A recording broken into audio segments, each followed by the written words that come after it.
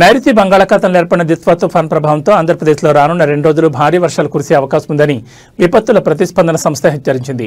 కోస్తా, రాయలసీమ ప్రాంతాల్లో శని, ఆదివారాల్లో ప్రజలు అప్రమత్తంగా ఉండాలని సూచించింది. ప్రస్తుతం ఈ తుఫాను శ్రీలంక తీరానికి సమీపంలో ట్రింకోమలికి 80 కిలోమీటర్ల దూరంలో కేంద్రీకృతమై ఉంది.